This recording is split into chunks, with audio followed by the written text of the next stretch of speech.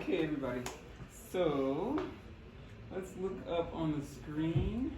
So this is a video showing us some students discussing abstract artwork. Okay. Now I know these kids are younger than you, so don't worry about them being younger than you, but it's still a good example of, like, listen to the words they use and how they are describing the artwork. Let's make sure we turn this volume up.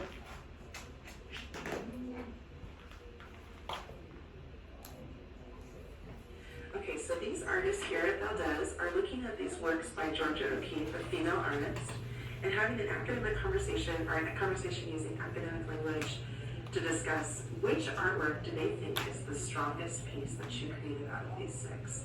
What do you guys think? I think that this one was the strongest because what really caught my attention was that you can really see it's a flower and you can feel it. I agree because it has a lot of nature, but I also disagree because I think that this one has more nature. This album is kind of like a hot background, a hot color background. Okay, I'm gonna pause it for a second. So far, do you hear some keywords they're using, like background, foreground, strong, I believe she said, texture? Let me see. Let's turn this up a little bit. Oh, it's up as far as it goes. Okay. Caught my attention. What caught my attention was this and this. Okay, and that one, he's showing what's similar. He said this one, and this one. So he's showing the similarities in those three pieces. Like, only those three are hot colors, and the rest are like green and And now he's talking about the color scheme. Did anybody hear how he described color? Hot colors? What does he mean by hot colors? So we don't use the word hot, but we use, you guys remember? Bright colors. Warm, that's it. So he said hot, but I think he meant warm. So warm versus cool, right? So when you're looking at your artwork or you're describing it, make sure you mention the color scheme, right? Why you chose those colors, and then also whether they're cool or warm, or why you put cool and warm colors together. Okay. Let's see what else they have to say. well, I disagree because I think this one is the bush one. Oh, it cut off. Okay. All right.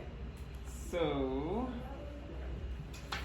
now let's look at, get your artwork out, okay, and also this worksheet that I gave you. And we're just gonna go over it together. And I want you to look at your artwork while we look at these art critiquing terms, so we know how to describe our artwork. Okay, Janela, you with us? Okay, so the first one is all about description, okay? So that's just talking about what you see, okay? So we're not even getting into meaning yet.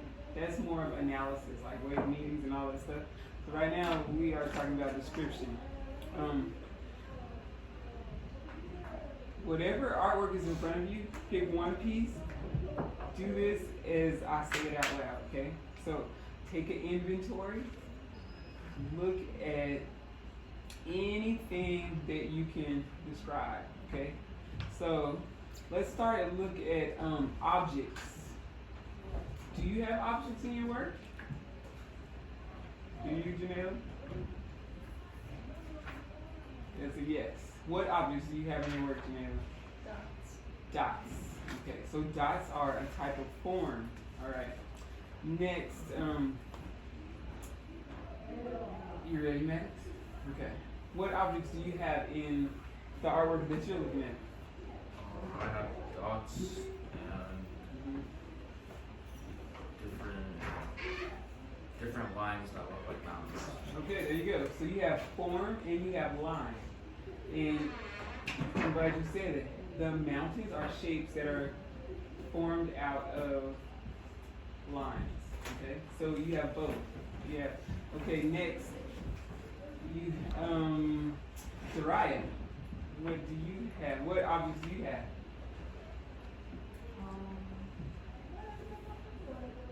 Dots.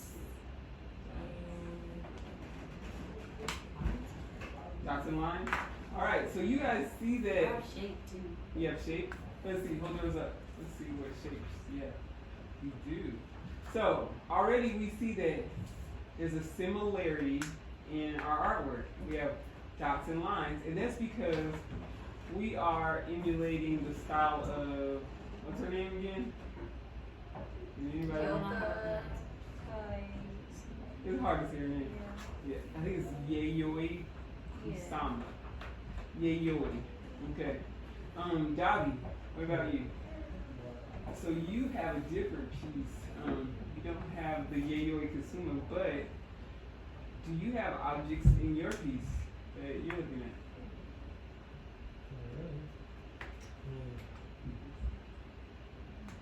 So what do you I see? was just asking like what, maybe like little rocks. Little rocks? Little rocks, yeah. So is that a shape or a form? Even if it was accidental. Like shape. Mm-hmm. Oh, both shape and form. But what are you working on right now? What is it? It's called. Is it a? Okay, let's look on this paper. Read the examples. Is it shape or line? Lines. Lines. And I think yours is mostly lines. They're not really making shapes. Okay.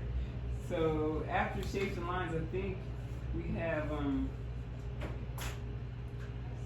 style.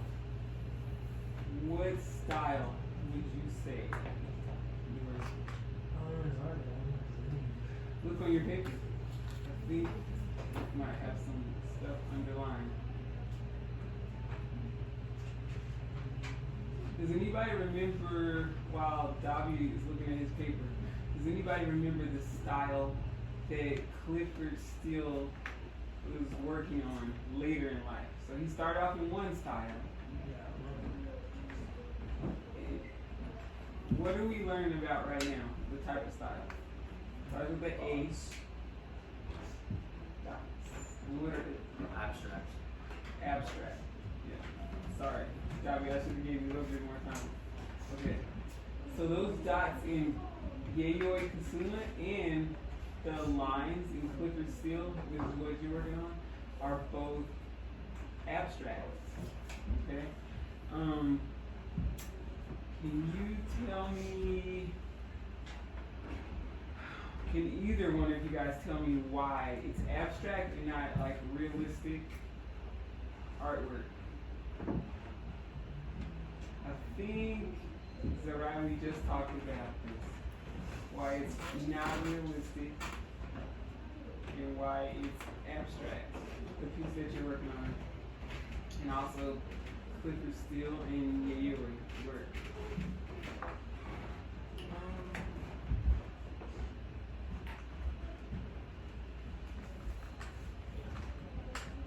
Okay, so why is yours not realistic? Let's just talk about your work.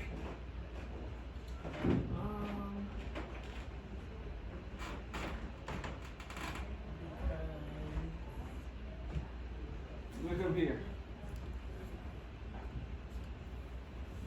Is this realistic or abstract? Realistic. It's realistic. Thank you, Dolly. Yes, it's realistic. So remember, okay, let's look at on the board the characteristics of abstract. So we can recognize the style. Okay. Oh, this part right here. So it means non-representational artwork. It doesn't really represent anything. It's just, remember, abstract has to do with emotion, put an emotion on there. It's more like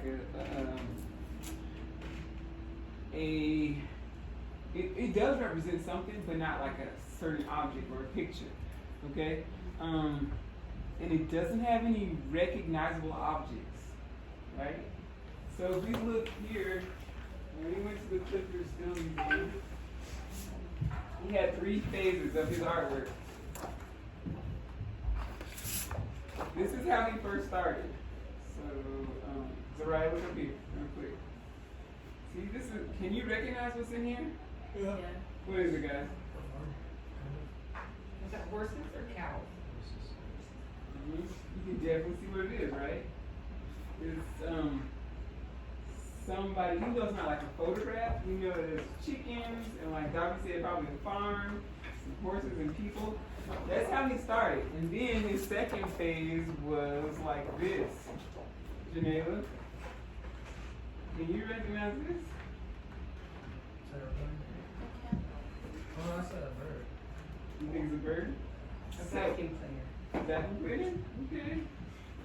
So, this is where he first started to making his artwork more abstract.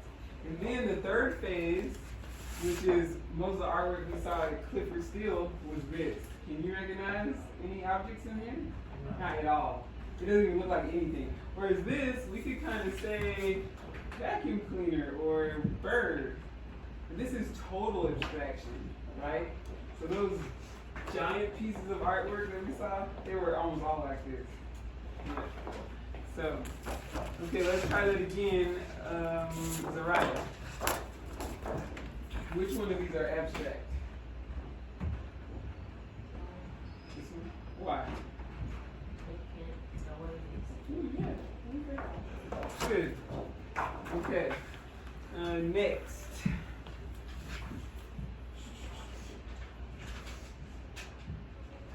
Let's go into formal analysis. Formal analysis. Now we can start talking a little bit about kind of the meaning, but we're not quite into the meaning, okay? But just how the pieces work together on the page, okay?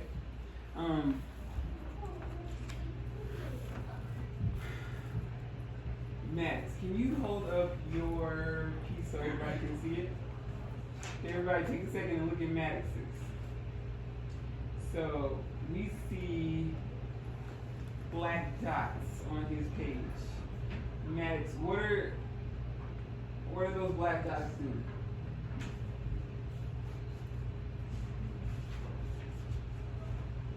Polka dots. They're polka dots. Are they doing anything? No. What if I have one black dot compared to 10 black dots? What does that mean? So how many dots do you have on your page?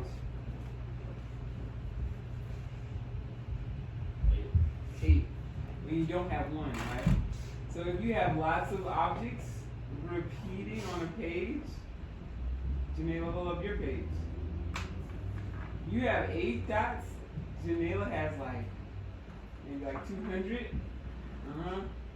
So when you have more than one, what is it called? Starts with an R. I just said the root word. What happens when you say it again? Repetition. Repetition. That's it. So repetition is something is repeating itself, even if it's a different size, okay, or different color, still repeating. So patterns are repetition. Okay, if you see a pattern on your page, it's repetition. So that would be part of formal analysis. Do you have something on your page that grabs your focus immediately? Yeah. Hold yours up, Zariah. Dobby, look at Zariah's page. What is grabbing your eye immediately when you look at it? The lines should be the black spot. Okay. What about you, Janela? Where do your eyes go first on the page? The middle. What about you, Maddox? The middle. The middle, that's right. You guys all say the same thing. Javi said it in a little bit more detail. Those lines in the middle create this pattern, right? And our eyes go straight to that. It almost looks like a road, like we're going. Zariah, what shapes are repeating on your page? You have some repetition too. Like little squares and the dots. Mm-hmm. Mm-hmm. So your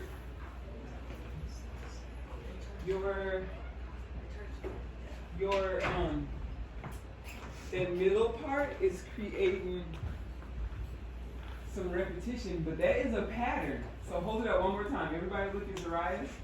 So this is what it means, repetition versus pattern. This is the difference.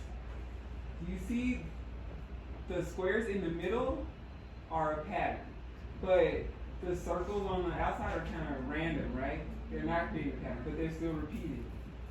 Okay. Let me go ahead and pause this.